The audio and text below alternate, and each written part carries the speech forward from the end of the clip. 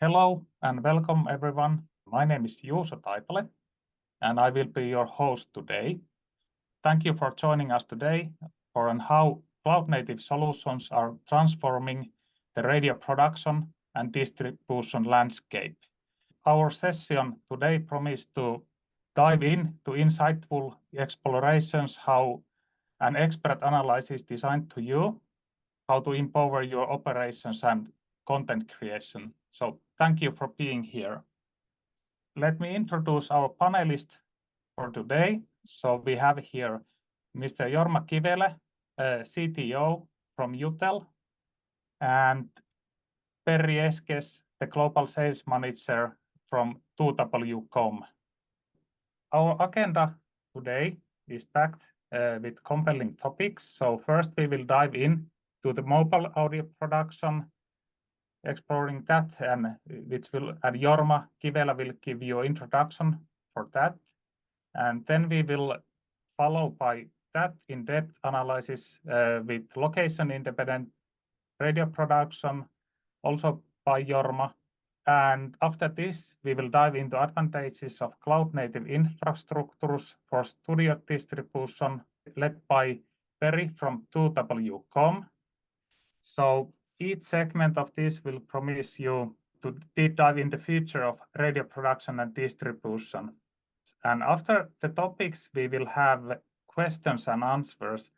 I think it's good to start with the topic. So please, Jorma, stage is yours. Okay, thank you.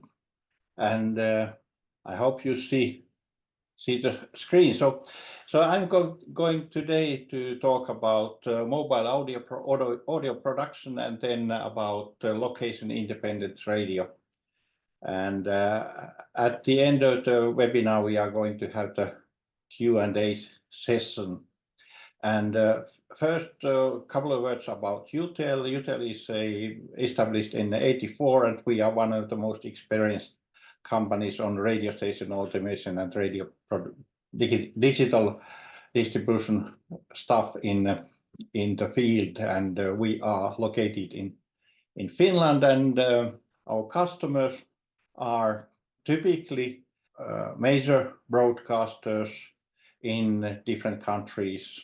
There's some of the companies you can see, but then I will go to the mobile audio production. And the challenges in the mobile audio production is that typically you have to might have a set of different tools. You must decide which tools you take with you. You might have different tools to record something. There's sometimes need to edit audio locally. You have to transfer the audio to home base, to the station or wherever, and then perhaps continue editing and doing something with the audio at the home base. And then once you have the audio ready, you have to utilize that in the programming or playout. And then nowadays there's also possibilities for using AI tools for speech generation and so on. And what we have been looking quite a lot on this is that how about a unified platform on approach.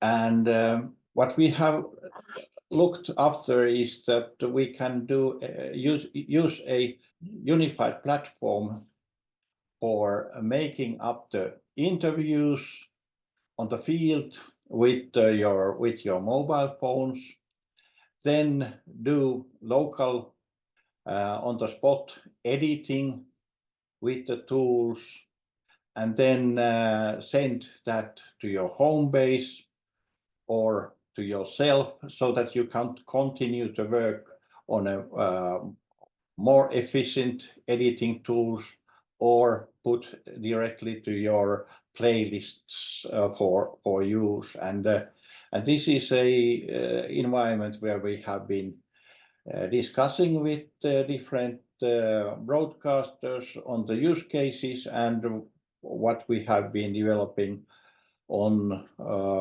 besides our RadioMan automation tools. So this environment we have called Clipper, and with the tool set, what we can do is we can record and edit audio with mobile handsets on the field, and then we can use the browser-based multi-track editing with advanced features anywhere, and that's also connected to the same system.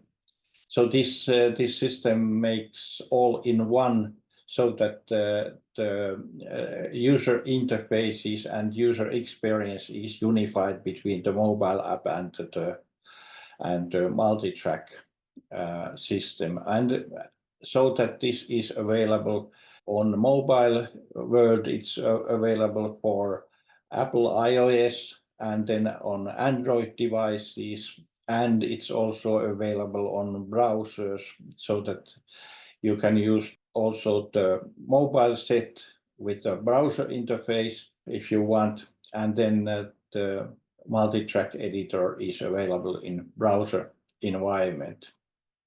And what it helps in the operations is that it's user friendly. You don't have to worry about multiple tools, and then you can integrate this with media asset platforms. Naturally, it's integrated with the RadioMan, but it has also API tools to integrate with other platforms. And with this, you can make the production quite fast. Then if we go to the tool set, it can be also run on a tablet environment. And once you have something ready, when it's integrated, it comes either to the media asset management system into the system database, or it can be directly taken to the on-air platform.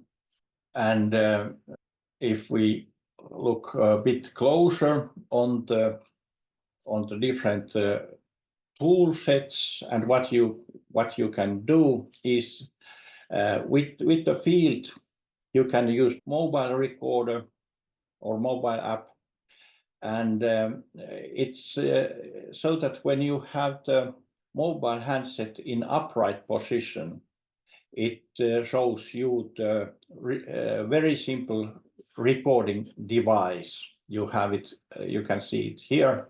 From the left, you can get the login information and level settings and that kind of tool sets. But for the recording set, it is very simple. You have just a button, and then you have a marker flag there, so that once you start recording, you can put markers into the audio. You can also stop or pause your recording and continue the operation. And with the mobile handsets, you can use either the microphone from the mobile handset, or you can use external headset, or you can use external microphones connected to the mobile phone, either via cable or with the Bluetooth interface.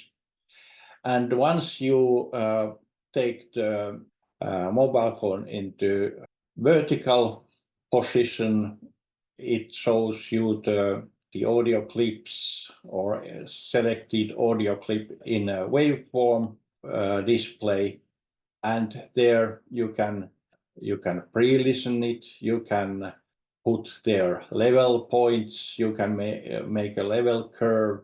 You can also utilize selection, so that you can mark clips there and cut and paste, and then trim the solutions, so that once you have you have it ready. There's also those markers can be visible. You can file the results or send the results to the home base. And the connectivity to the home base, there's or results, there's three possibilities. One is that you can utilize transfer while on the go, so that while you are recording, the results are going all the time to the home base, so that you don't need to wait for the end of the recording to start sending the results.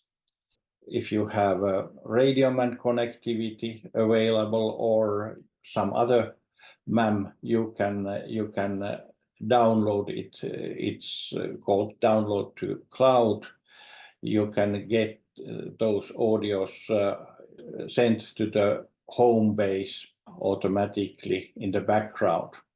There is also possibility to save the audios locally in the mobile handset to the memory of the phone, or if you have, for instance, iCloud or some other Dropbox or something like that available, you can utilize those applications for transferring the files.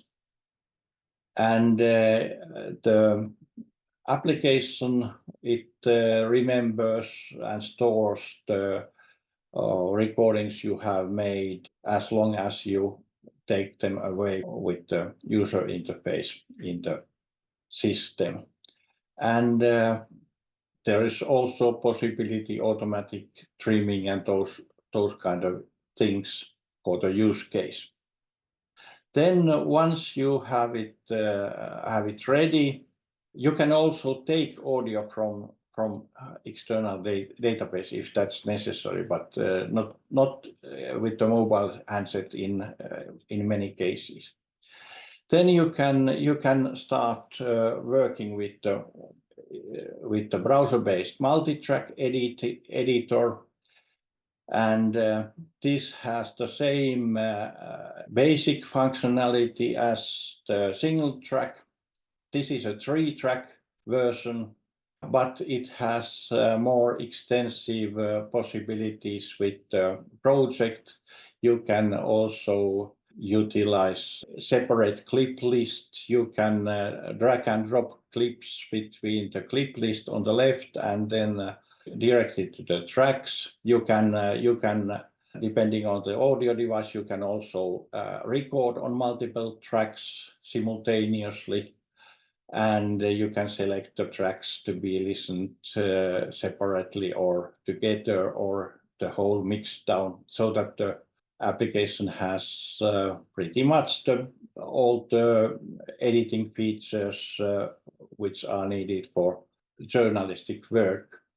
Then there is also interface for AI features, so that you can utilize speech-to-text functionality either to clips or to the whole project, so that when you say generate, it generates the text out of the speech. Here there's a screen. You can see that there's been notes generated based on the audio clip. There is also possibility that if you have a text available, you can drag for instance from the RadioMan script editor the text, or you can write the text here, and then you can say generate, and it generates the text, and you can use that directly with as a clip in the editor. And you can have selections of different speakers for that purpose. And there's also ongoing work with utilizing personalized speakers if you want to generate a personalized speaker profile voice, so that if the speaker is on the vacation, you could use his voice for the editing purposes. This is good for instance, small announcements and news and that kind of generation. With mobile handset, utilize attached notes, textual notes for production purposes, and the same notes are available here in the multi-track environment. And when we look on the different ways to utilize, I think we could get we have got so many good questions already, so I think if we can go through those, because those has been generated now. So the first question is, what audio formats does RadioMan Clipper work with? We generate wave format on the Clipper itself, but when we take audio in, we can take practically any format, and then it's possible for the results to make automatic transforms to other formats. Yeah, and then the second question is, what is the max number of tracks you can edit in the browser-based editor? Currently, we have the user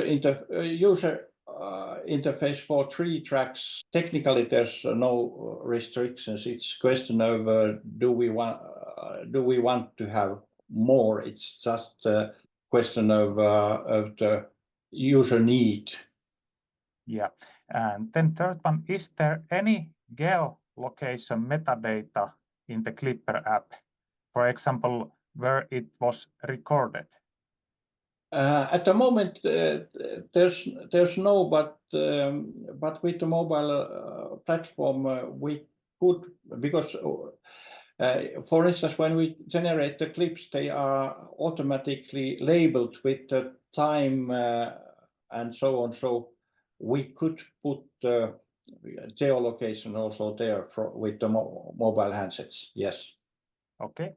Then the fourth one, have you managed to integrate any VST into browser editor? We are working on that. The interesting thing is that the VST plugins are typically, they are like client applications or client devices, and there's a project going on to utilize VST plugins with the platform, but currently we just have a set of different filters and that kind of stuff here, but in the long run it will be coming. Yes. Yeah, and the last question, can you edit audio via the text editor window, like in a rough way? Can you roughly edit audio via the text editor window?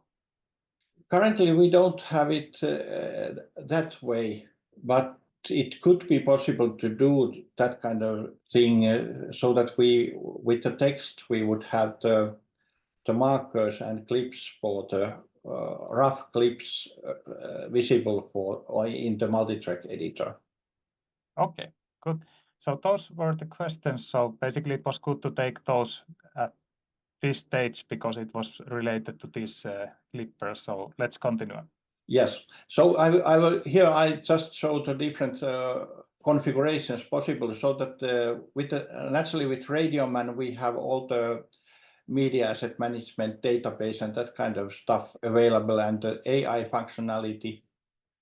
Then if there's in the very simplest format, what we can do is that we have just the Clipper server backend, and we use the file-based iCloud, Dropbox, and that kind of transfers.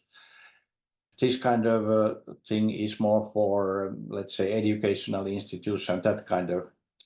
Then we have the API structure so that it can be interfaced with the third-party systems.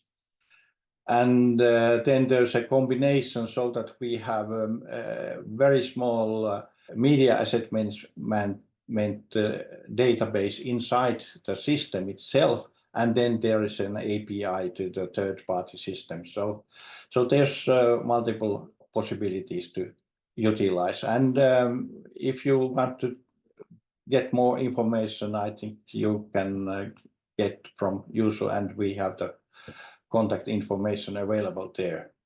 But I will preserve some time, and I will go also to location-independent radio production, and there are some what's going on. So with location-independent production, what we mean is that you can do your operations from studio, from your summer cottage, from some other place, from sports venues, and so that you can do that also simultaneously from multiple locations. And this comes possible with naturally with cloud-based systems like the latest RadioMan, but also with hybrid solutions, because, for instance, the RadioMan system can be implemented in a hybrid solution and allowing also location independence.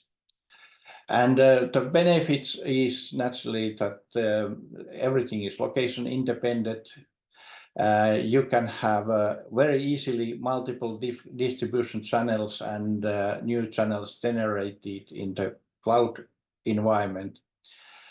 And you can place your playout device anywhere. It can be in the studio, in a server center, in a cloud, or even on the transmitter side.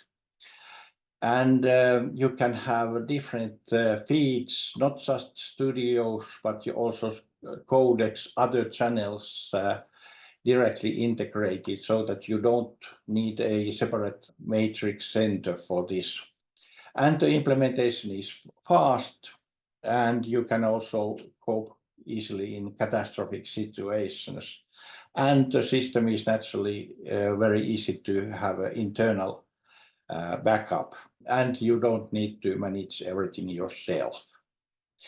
And in general, what it means is that you can either this is a cloud system or in-house, but you can have your operations in different locations. And then you can have here one or multiple channels produced, either just to terrestrial or you can also have separate web radio channels, and then also for on-demand publishing. And transmitter or control distribution, it can be either directly from the cloud to the transmitter sites, or so that you produce the whole stream to the tower company who takes care of the distribution to different channels. This is something that's coming in 2W.com presentation. And you can do the contribution and programming and running from any location where there is a browser or studio involved. So it brings quite a lot of possibilities. And as a side effect, it's also very fast to roll out, and it's very easy to maintain. If you have new version coming, it just updates automatically in the background and so on. So it helps a lot if you have lots of workstations and so on. And you can have different kinds of tools, PCs, Apple computers, you can have tablets and so on. And what we are saying about with the features is that you can have the full range platform, so that it's not just a playout system running music and so on, but you have all the planning and scheduling systems. We are working even integration with strategic planning tools like Watson and those.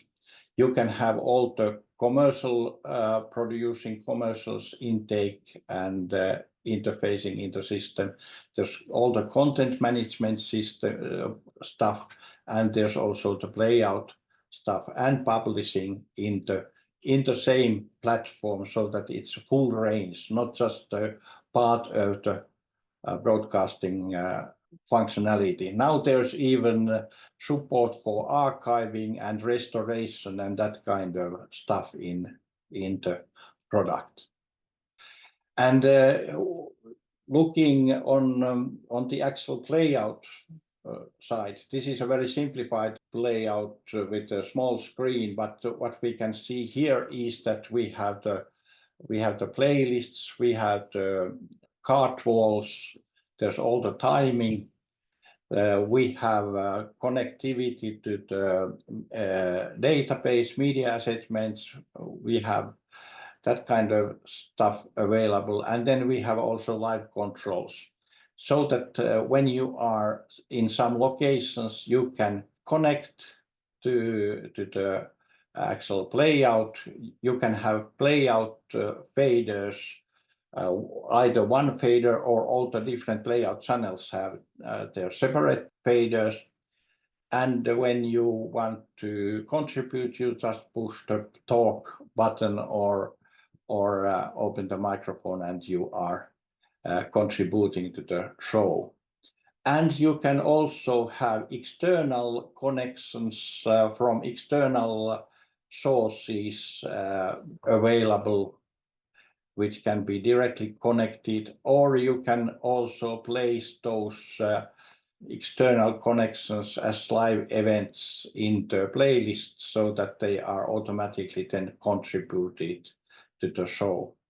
And the nice thing with here is that you can have the same screens from and attend the same show from multiple locations simultaneously.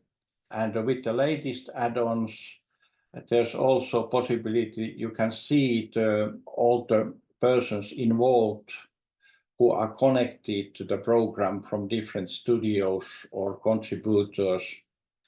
And you can have the faders of the playlist stuff. You can have also faders for the attendees in the show.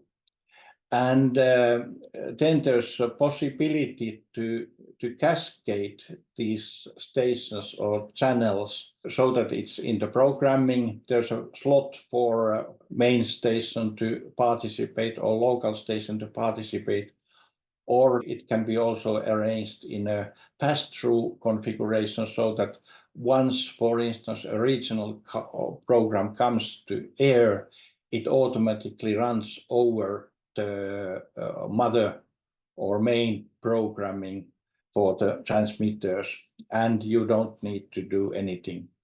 This is good, for instance, for localized advertisements and that kind of stuff, and local events and that kind of topics.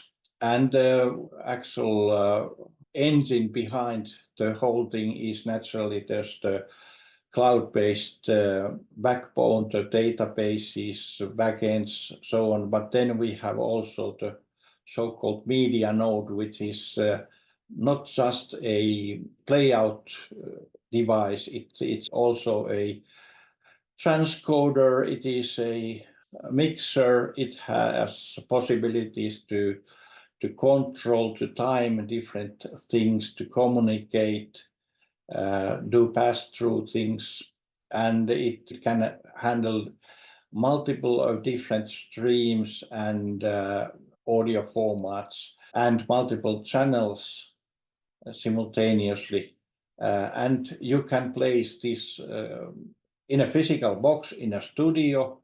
You can have it in a virtual computer or virtual CPU in your server center, or you can have this located in the cloud.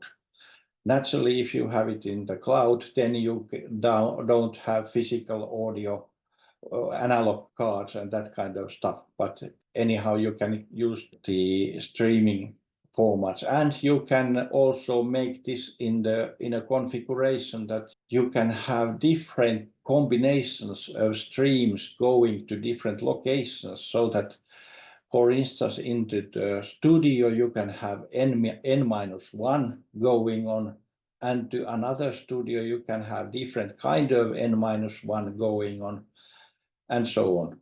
And the contributions from the field, from the browser user interfaces, they are coming with the WebRTC connectivity. So this is like a Swiss Army knife tool for the location independence. There you can see a RadioMan system on-air interface on a tablet. So this is pretty much in the short form for the location independence, so that you can have studios, you can have those remote locations, you can have more studios. The studios can be very simple ones like shown here, or the studios can be fully IP-based large complexes with for instance, Lavo consoles and built-in touch screen controls and so on. And there's also possibility to have sports venues, and RadioMan, this system is used for quite a lot, also, for instance, for different kinds of sport radios. But that's pretty much my stuff today, and I'm going to give the control now to Barry. Okay, thank you very much. Thank you, Jorma, for the introduction. So let me introduce myself. My name is Barry Eskers from 2WCom Systems, and I will guide you through this part of this webinar. So no worries, we're not going into a deep bit level, but only give a explanation about how easy it is to operate our MOIN system. So yeah, now it works. So for those who do not know 2WCom yet, 2WCom is a German company based in Flensburg. We are over 25 years active in the radio market. We are a manufacturer of hardware and software solutions for radio broadcasters. All technology is developed by our own team of developers, and our products are manufactured in Germany. So it means our products are really made in Germany. We are currently with 35 people, I should say 36, we just hired a new one, and we are with 75% are engineers of our people, so we are really an engineering company. This slide gives you a highly condensed overview over a selected number of our key customers. 2WCom is active around the globe, and our products and solutions can be found at virtually all radio broadcasters and service providers around the world. Let us start at the beginning. What does MOIN mean? Because we're talking here about MOIN software. It's not only an abbreviation from Media over IP Network, it's also a German word which means hello or bye or goodbye. It was originally just used in the northern part of Germany and the southern part of Denmark. There are also the same explanations in other languages, so similar words. The cool thing about MOIN is that you can say it at any time of the day and to any person. Our vision behind MOIN is that we built an audio product that can talk to every codec and to any audio over IP software on the market. And that's still our vision until today, interoperability. And since actions speak louder than words, we have built in a lot of protocols. You must not know every one of these protocols, so no worry, we're not asking questions after the webinar.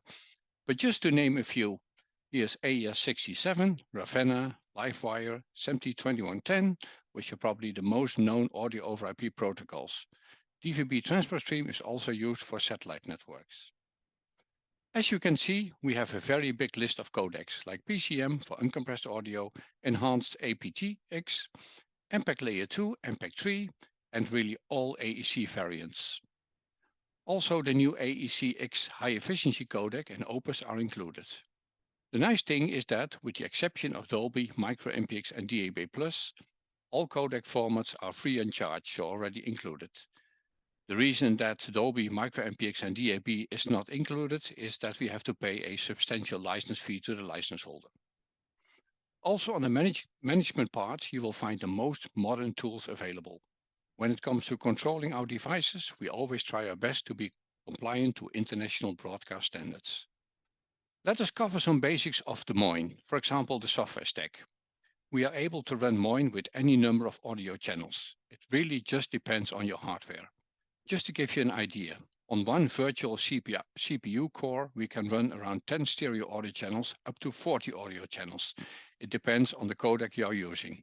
So our worst case is 10, our best case is 40 codecs of transcoding per virtual CPU core. The software is available as bare metal image. That means you can install it directly on a hardware server. You can use the same image to install it in a virtual machine, on VMware Proxmox or whatever hypervisor you choose.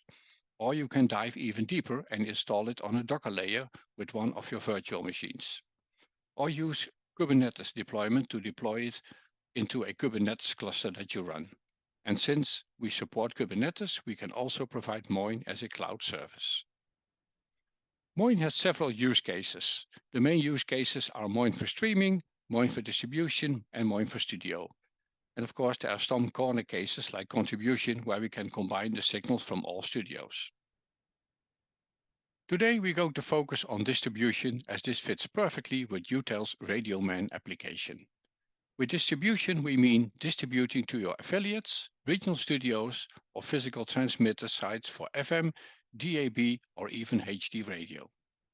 As already described by Jutel, this is a use case at CBS News in the USA to provide a completely cloud-based radio playout. We receive a high-quality audio stream from Jutel. Our software is co-located in the AWS cloud to provide low latency and high quality. The prime activity of Moin cloud-based transcoding software is to ingest, encode, and send out audio over IP streams in different qualities and protocols to multiple locations such as studios, transmitters, or affiliates. Let us focus on the error correction methods for distribution because that's a very important topic. The latest and greatest protocols are SRT and RIST. They are both reliable UDP mechanisms and they are working in a way that they are continuously sending UDP packets from encoder to decoder. Only when a packet gets lost, the decoder is able to request a packet and only the lost packet will be resent. This is also the reason why they are called re-request protocols. It's a very nice method compared to TCP/IP because you don't have the handshake overhead. With TCP/IP, they're continuously asking, oh, do you have received that packet? Packets are only resent on request. That's also the reason why SRT is good in cloud environments, because it has a so-called caller mode. That means it can work through firewalls and can call any destination and ask, please send me your audio, or it can send in audio in the same way. That's very nice in secure environments because the ports are only opened when you are calling and not open all the time. RIST, in contrast to SRT, works with RTP and not on UDP levels, so it has all the benefits of RTP timestamping. It is possible to use multicast and audio synchronization. Both protocols providing best protection at lower bandwidth compared to forward error correction. That's a very general phrase because in some corner cases where FEC might be better, but in general, you want to have a decent protection at less bandwidth and latency than forward error correction. When distributing audio to transmitters, there's a moment one has to go physical. In that case, the audio over IP codec, in this case the 2WCOM IP4C, can ingest the audio over IP from the cloud and output audio and ancillary data to connect to a transmitter or use in other applications. Since Moin promotes international broadcast standards and interoperability, also other brands of codecs are supported. This slide shows one of the powerful features of Moin. One codec can address several destinations by using different transport protocols. This example shows an MP3 audio encoder feeding the IP4C audio over IP codec and, at the same time, feeds MP3 to a CDN via IceCast in pool protocol. Using one codec for two different destinations saves CPU load and therefore saving cost. What we heard a lot in the expression cloud native. So what does that mean, and is our Moin really cloud native? Since it is a big buzzword, we dive a bit deeper in this topic and explain what we mean with cloud native. That means it's not working super integrated with AWS. If you go into bed with AWS or other cloud providers, you get dependent on either one of these infrastructures. Kubernetes points more in the right direction for real cloud-native software solutions. For example, we can use our auto-scaling in our cloud environment. That means that when we require CPU load, then the cluster can scale up and scale down when it's not needed anymore. This is a great feature when you have on-demand codecs. That means less cost for cloud usage. Then we have automatic DNS entries and certificates. It provides automated mechanisms to really run the stuff in the cloud with security in mind, namespace, and policies. Everything you need to run this in the cloud environment and protect that one customer interferes to another customer as they run next to each other. Kubernetes let us run this in the cloud, such as Google Cloud, AWS, Azure, DigitalOcean. Almost all of them have a Kubernetes system. Oh yeah, one more thing. When we're talking about software solutions, then we also need to talk a bit about security, because security is often a concern when it comes to cloud environments. A couple of things we like to mention is that we are currently part of the security hardening process for the project with Akiva, which is one of the biggest service providers for the BBC. They have a very tough requirements for securities. By now, we have automated vulnerability scans for each release, and before you're asking, no, we are not vulnerable for Log4j. Our devices and software are not affected. We also have a strict services and firewalling concept. We support infrastructure concepts like SRT calling, which works to firewalls, and we are a member of the subgroup of the National Cybersecurity Centre in the UK. So we get first-hand information when we see big threats to infrastructures. So you can feel protected by our technology. So that was a mouthful of technology. I would like to thank you for your attention. Feel free to contact us in case you have any use case you would like to discuss with our engineers. I would like now to hand over the screen to Juzo and Jorma from Jutel for the Q&A part of this webinar. From 2WCom, Mr. Jörn Iversen will be available for your in-depth technical questions on Boeing. Thank you very much, and over to you. Yeah, so now it's time for the questions. We had many good questions in the start of the webinar, and actually now this is your opportunity to ask from our experts questions about the 2WCom product or from Jutel RadioMan or any technical questions that is on mind. And I have noticed that there is now the 7th question, and Jorma has already answered that one. So the question was that how do you manage session permissions? For example, during this live program, these sources can connect and take control, and at other times they cannot. So Jorma has answered here that at the moment... I can explain it. Yeah. Yes, please. Please, Jorma. Yes. So as we have built now the guest lists there available, we are on the way. It's specified, but not yet on the release available. Is a control system that that the person with master or admin rights has the possibility to allow or lock out persons from the session with different user rights to, for instance, to see what's going on. Then there's possibility that somebody has right to control the playout, which means that can change the music tracks and do that kind of things. And then there's also the different right for the contribution there, or contribute audio.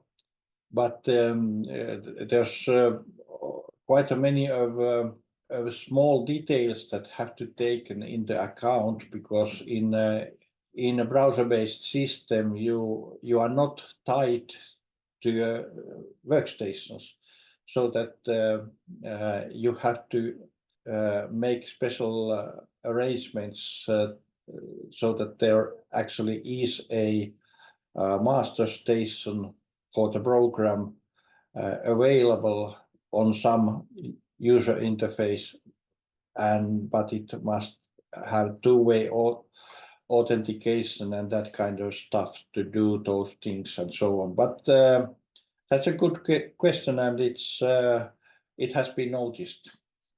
At the moment, we don't have any new questions. So there was actually a question about Dave Walters asked about the AS67 and those. Yeah, there was. Yeah.